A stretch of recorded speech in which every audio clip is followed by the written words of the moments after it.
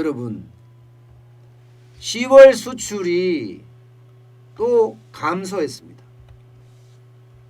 많은 폭은 아니지만 그래도 마이너스 3.6%나 떨어졌어요. 작년 대비해 보면요. 작년에는 466억 5천만 불이었지만 올해는요 449억 2천만 불입니다.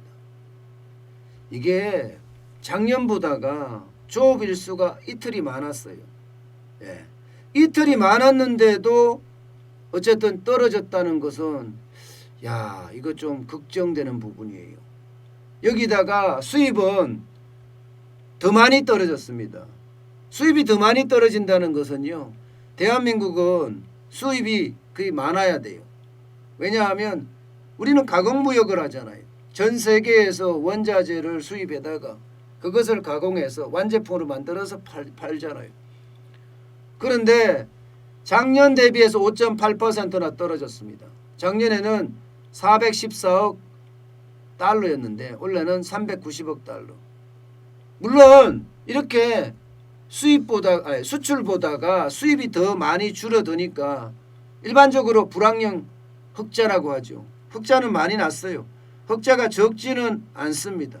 59억 8천만 달러나 되니까 6개월 연속 계속 흑자를 내고 있는 그런 모양새는 분명합니다. 그리고요 이게 전체적으로 떨어졌지만 일평균 수출은 굉장히 증가했어요. 이게 긍정적인 신호기도 합니다. 긍정적인 신호기도 해요. 일평균 수출이 늘어났다. 이 사실이 말입니다. 보시는 것처럼 일평균 수출이 이렇게까지 증가한다? 이거는 굉장히 좋아지는 모양새예요. 보시다시피 계속 떨어졌거든요. 계속 일평균 수출이 4월 달만 하더라도 마이너스예요. 마이너스. 와, 18.8%나 떨어졌습니다. 18.8%. 그러다가 7월에 7.1%로 이렇게 떨어지는 게 좀 줄어드는가 싶더니 10월에는요. 결국 5.6% 증가하는 방향으로 지금 전체 흐름은 잡혔어요. 다시 말해서 월 평균은 줄어들었다고 하죠. 월 평균은. 그러나 일 평균은 늘었다. 이게 이제 아까 제가 잘못 말씀드렸네요. 작년보다 조업일수가 이틀 적죠. 추석이 9월에 있다가 10월에 왔으니까 작년보다 이틀 적습니다. 이틀 적으니까 수출이 그만큼 많이 일수출이 늘어난 거다. 뭐 이렇게 해석될 수 있는 부분이기도 합니다. 정정합니다. 작년보다가 조업일수 일하는 날이 이틀 적었습니다. 자, 그러면 문제 앞으로 어떻게 될 것인가? 앞으로 어떻게 될 것인가 제일 큰 문제입니다. 사실은요. 앞으로 어떻게 될 것인가 보면요. 일단 이 지표를 보면 앞으로 어떻게 될 것인가 짐작을 가능하게 합니다. 이게 10월 1일부터 10월 20일까지 수출 통계입니다. 이거를 보면요. 수출은 마이너스 5.6%가 줄어들었습니다. 5.6% 줄어들었죠. 그 다음에 수입은 2.8% 줄어들었습니다. 이게 20일까지 한 자릿수로 줄어든다 이러면요. 이게 월 후반 중반 돼서는 21일부터 31일까지는 훨씬 더 늘어날 수가 있거든요. 훨씬 더. 일반적으로 수출은요. 월초가 좀 작고요. 월 중반을 넘어서면서부터 수출량이 굉장히 많아지는 게 일반적인 현상이에요. 일반적인 현상. 그런데 제가 월 20일까지 하면서 1일부터 20일까지 이야기를 여러분들에게 속보로 전하면서 그랬습니다. 이대로 가면 플러스도 될 수 있겠구나. 만약에 10월이 플러스가 된다면 우리 수출은 본격 회복세에 들은 거라고 판단해도 괜찮다. 제가 이렇게 말씀을 드렸습니다. 그런데 전체적으로 오니까 이게 어떻게 됐다고 이야기를 해야 되나요? 그렇게 많이 됐진 않고 결국 마이너스로 마감을 했다는 사실이에요. 다시 말해서 월 말에 수출이 많이 안 일어났다는 겁니다. 월 말에 수출이 많이 안 일어났다는 것은요, 이거는 적신호예요. 적신호. 예, 굉장히 상황이 좋지 않다 이렇게 판단해도 과언이 아닙니다. 이렇게 되면요 11월은 수출이 줄어들 수밖에 없는 상황으로 갈 겁니다.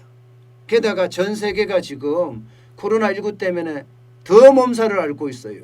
유럽은 또 셧다운을 했다고 이야기할 정도로 유럽 경제는 굉장히 어렵고요. 미국은 대선 후가 어떻게 될지 이제 이틀 남았죠. 이틀 남았으니까 봐야지 알겠지만 대선 후가 굉장히 시끄럽다 이렇게까지 이야기할 정도예요. 그러면 대한민국의 수출 시장 중에 3대 시장 중에 2개가 망가진다는 거 아니에요. 2개가.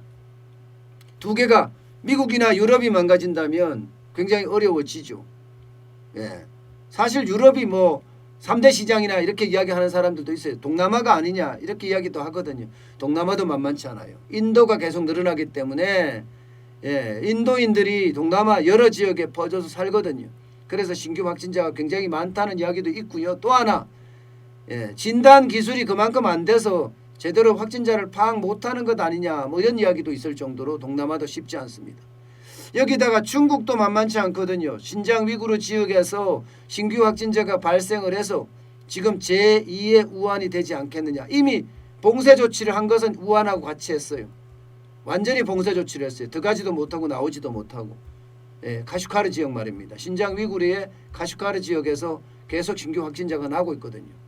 게다가 겨울이 지금 계속 몰려오고 있거든요. 겨울이 몰려오고 있으면 코로나19의 확산은요 최적의 환경이 만들어진다 이렇게 이야기할 정도로 상황이 좋지는 않습니다. 이렇게 계속 가면 결국 우리 수출은 되게 어려워지는 그런 모양새로 갈 거다. 일단은 그렇게 예상이 되고요. 그게 더블 딥으로 갈 거냐. 더블 딥으로. 지난 3월에 떨어진 것처럼 지난 4월에 떨어진 것처럼 지난 5월에 떨어진 것처럼 그렇게 11월, 12월, 내년 1월, 내년 2월까지 그렇게 갈 거냐. 그게 이제 굉장히 두려운 관건이죠. 그 정도는 떨어지지 않겠다 이렇게 예상은 하지만 그렇다고 안심은 못한다. 올겨울이 어떻게 생각하면 대한민국 수출의 변곡점, 우리 대한민국 경제의 변곡점이 되지도 않을까 이렇게 예상까지 합니다. 어쨌든 분명한 것은요. 더블 딥은 올 거라고 저는 생각을 하거든요. 상황이 얼마나 심각하냐 안 하냐 그 강도가 세냐 안 세냐의 문제이지 더블 딥은 어쩔 수 없는 상황이 될 거다. 그러면 더블 딥에 대해서도 우리는 대비해야 되는 그런 상황이 있다는 거죠.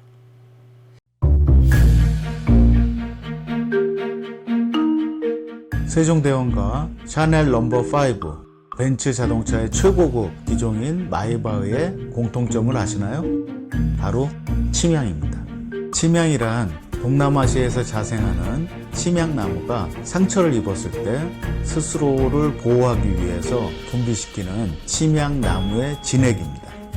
진침향은 태국산 침향과 러시아산 녹용, 그리고 국산 홍삼, 백봉령, 또 산수유, 당귀, 숙지향, 꿀로 이루어진 침향환으로 만성 피로나 또 스트레스, 기력이 저하된 직장인분들, 또 수험생들, 연세 드신 어르신분들이 드시면 좋은 환입니다. 진침향 여러분들께 자신있게 권해드립니다.